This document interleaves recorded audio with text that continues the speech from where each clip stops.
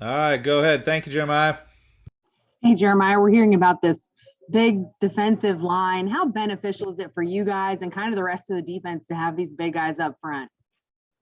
I mean, I think it's huge. I think something that we lacked on the defensive side of the ball last year was not having like a good defensive line, but having a number of guys that can rotate in and out on the defensive line. I think that's what we have this year. I mean, we got guys like Kamen Rucker that can play multiple positions, Murph, KBJ, Hester, Dez.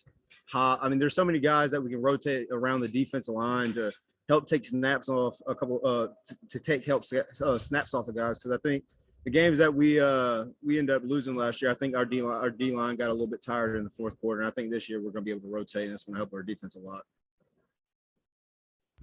Ross? Hey, Jeremiah. So along the same lines, what is a better and stronger and deeper defensive line allow y'all to do better on defense in terms of schematic stuff? I mean, what is kind of, without giving away too much, obviously Bateman kind of allowed to expand his defense with this type of defensive line compared to previous seasons, I guess? I think it allows us to get in different fronts. Allows us to get in different fronts and run our multiple different blitz packages with the guys. I mean, last year, later in the game, we started getting a lot of base defense because when we would try to penetrate and get push with the defensive line, we would run the blitz, but like their push wasn't the same as the first or second quarter. And I think along with that, I think Coach Has did a great job on this offseason having the D line and O line and getting them stronger. I think it's just going to help us overall as a team and defense. Is Bateman being way more creative this year compared to seasons 1 and 2? I mean, is it a lot different in all the stuff he's rolling out? I think he's being more creative, but at the same time, I think he's not making it too difficult on the guys on the defensive end, not changing it too much so that we have to reevaluate the whole defensive scheme. I think he's changing little things so we can still put them in buckets and still play fast. Okay, cool. Thanks, man. Greg? Jeremiah, 2 years ago, you were getting ready to play your first significant snaps. Now you're the old guy in the position room. How have you embraced that role as the leader, not only of the inside linebacker room, but also the defense as a whole? I think I just embraced it. I think I felt it really that first year I started, I think maybe halfway towards the end of the season, felt like I started to become a leader on the defensive side of the ball. I mean, I think it wasn't just myself, but also like having the support from the people like the defensive line, the people on the back end, the linebackers beside me. A lot of people looked at me, came to me for advice, were always looking at me in games, looking for the calls, looking for the check. So I think along the season, my first year, I think that that just gave me a boost. I think it gave me a confidence boost that I needed along the season. Ever since we've talked to you from the time that you arrived, you've always exuded a lot of confidence. Has that always been the case for you? Have you always kind of been the voice of reason and the leader in whatever room you may be in? I mean, it's funny you say that because in high school, I don't feel like I wasn't really the outspoken guy on the team. I don't think we really had. In high school, I had a good team, but I think that's just one of the things I regret back at like playing in high school ball. I'm not the vocal leader that I am now that I was back then. And that's one of the things I regret from high school ball. I think my high school team could have been a lot better if I stepped up and be a vocal leader. So I think I kind of adapted to it over the years I started, and just having the boost from the guys, I think that gave me the confidence boost to be a leader and be more vocal for the team. Thank you. Andrew? Jeremiah, Mack and Coach Bateman have told us that with all the numbers that you guys have on defense, all the depth that you have, they're essentially asking guys to produce more while playing a little bit less.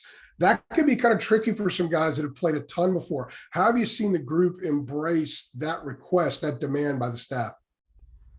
I think we embrace it a lot. I think that is starting with practice. Since we're deeper on the D line, we have more guys rotating on the defensive side of the ball during practice, and I think that's going to correlate to the game. It's same goes with the linebackers. I mean, Cedric Gray right now is learning the mic and the will position, and he's playing super fast at the mic and the will position. And when we have guys substituting out there on the defensive line during both team periods, I mean, you see Murph out there making plays, you see KBJ making out there making plays. So I think it starts with practice, having that rotation and being able to get comfortable taking less snaps and making plays. And I think all the guys are making the most of it.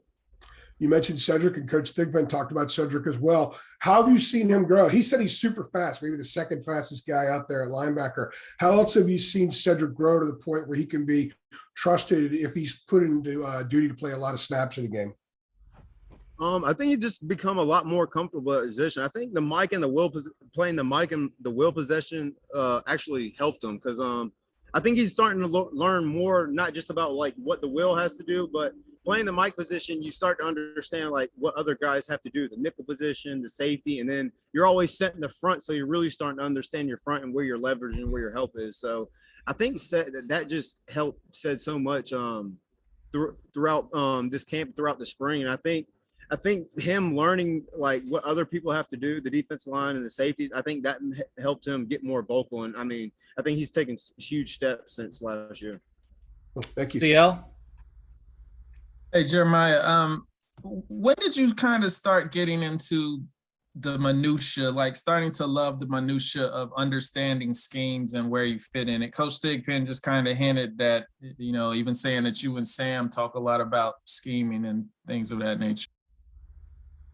Yeah, I'd probably just have to say early on in college, like we had pretty much a base defense. Like we didn't have too many calls, too many checks to make. So my first 2 years, I really didn't have like a clue, like, okay, the defensive coach is calling this on 3rd and short or this on 2nd and long. I think it just came along with playing the game. I mean, I think I get into after every single game I play, I feel like I get more and more into JB's mindset. Like when it's 3rd and 4 or 5, like I think of a call and little behold, like Coach Bateman will call it because I feel like I'm so clued in, like on down and distance, like what is like thinking in Bateman's head, like what he likes to run, what he likes to run in the red zone, or what he likes to run in the open field. So for me, it was just playing in the games and then finding out Bateman's tendencies and formation and down and distance.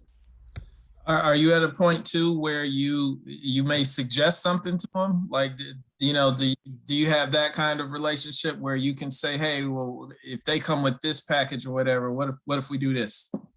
Absolutely. I mean, I'll give them suggestions if I think like we maybe should add something to help benefit the Mike and the Will to make it a little bit easier on them, or to maybe just to throw something out the window. Like if we have a Tuesday practice, our first day of practice, and some things aren't looking too good and it's complicated for the Mike or the Will or the boundary safety, and we're having problems with it on Tuesday, and I can tell it's going to be problems like down the road. It's not just going to be a 3 or 4 day fix.